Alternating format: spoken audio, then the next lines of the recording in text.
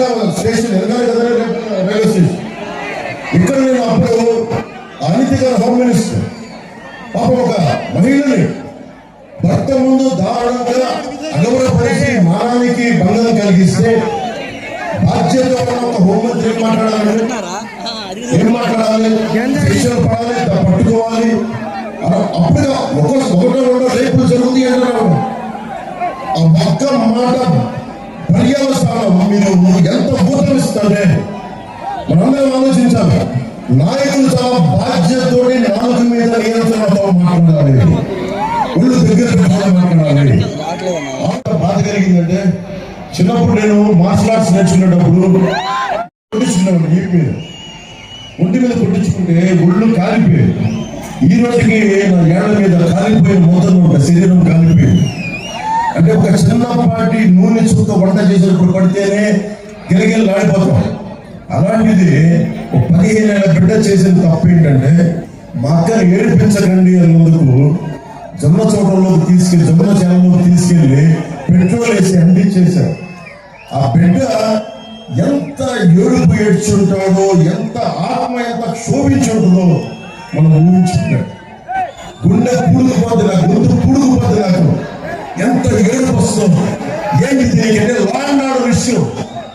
Law and order ఇది బలమైన మంత్రులు కానీ, బలమైన హోంశాఖ, బలమైన అధికారులకే, ఒక ఎస్ఐకే నువ్వు రౌడీజం కంట్రోల్ చేయంటే నేను మీకు చెప్తున్నాను, 2 వారాల్లో ప్రతి రౌడీ యజమాని మక్కలు ఇరగొట్టి కింద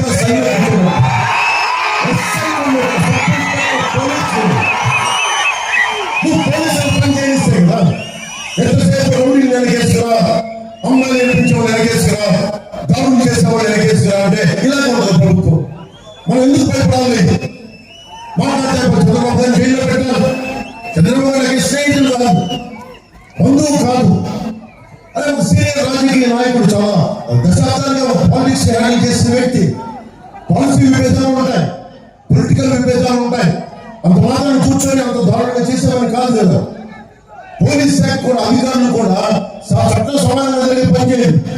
ప్రతిసారి చెప్తాం, బలంగా ఉన్న వాళ్ళకి చాలా బలహీనంగా పనిచేసే చట్టాలు, బలంగా ఉన్న వాళ్ళకి బలహీనంగా పనిచేసే చట్టాలు, బలహీనంగా ఉన్నారు అమరావతి వాళ్ళకి వాళ్ళు చాలా బలంగా పనిచేసే చట్టం. గొంతు తెరవండి చంపేస్తారు, ఏదైనా మాట్లాడండి కేసులు పెట్టేస్తారు, ఏదైనా మాట్లాడండి అక్యూటివ్ వాటర్ కేసులు పెట్టేస్తారు. ఎవరు ఎదురు జరగాలి? ఎందుకు మాట్లాడాలంటే అది మన ప్రజాస్వామ్యం ఉంది. ప్రజాస్వామ్యంలో మీరు రోడ్ల మీద వచ్చి గుర్తించకపోతే ఈరోజు ఓట్ల కోసం అడగట్లా, ఓట్ల కోసం తప్పబడట్లా, మీ భవిష్యత్తు కోసం తప్పబడుతున్నాం. మీ బంగారు భవిష్యత్తు కోసం అన్నం పండించే రైతు బాగుండాలని కోరుకుంటున్నాం. కనీసం ఉపాధి అవకాశాలు కావాలి. ఏర్పాట్లు నిండిపోయింది, గర్భాలతో నిండిపోయింది, ఏర్పాట్లు కావాలి. ఏర్పాటు మొత్తం లోపలికి వెళ్ళిపోయింది, మొత్తం భూమి నీరు కలుషితం అయిపోయింది. కనీసం రక్షిత మంచినీరు కావాలి. మట్టి తప్పేస్తా ఉన్నారు. ఎక్కడికి వెళ్ళి మనకు మడడుగులు రక్షణ, రేపల్లికి మడడుగులు రక్షణ, తుఫాను రాకుండా ఆప్తి. 15 ఏళ్ల బిడ్డ ప్రాణం 10 లక్షల రూపాయల. ఒక కొండని కిందకి లాగేసి ఒక నిలువున ఒక చెట్టుని నలిగేస్తే ఆ చెట్టుని వెల కట్టగలవా? ఒక ప్రాణానికి వెల కట్టగలవా? 10 లక్షల రూపాయలు ఇచ్చి క్యాష్ ప్రభుత్వం చెక్కేసి 10 లక్షల రూపాయలు క్యాష్ తీసుకొచ్చి వాళ్ళ తల్లిదండ్రులు మీరు బీదవాళ్ళే వాళ్ళు తీసుకొచ్చి ఇలా అంటే వాళ్ళు ఏంటి టెంట్ అయిపోతారట, లొంగిపోతారట, వాళ్ళు చీకొట్టారు డబ్బులు తల్లిదండ్రులు ఇద్దరు. ఎందుకంటే న్యాయం జరగాలి మా బిడ్డకి. నేను లా అండ్ ఆర్డర్ నేను చెప్తున్నాను మీకు, కూటమి ప్రభుత్వం చాలా బలమైన లా అండ్ ఆర్డర్ సిచ్యువేషన్ తీసుకొస్తాను. ఒక ఆడబిడ్డ కానీ ఎవరికైనా సరే అన్యాయం జరిగితే హోంమంత్రికి సంబంధం లేదు, ఒక బలమైన కానిస్టేబుల్ కూడా వాళ్ళని ఎదిరించే స్థాయికి అంత బలోపేతం చేస్తాం పోలీసు వ్యవస్థను.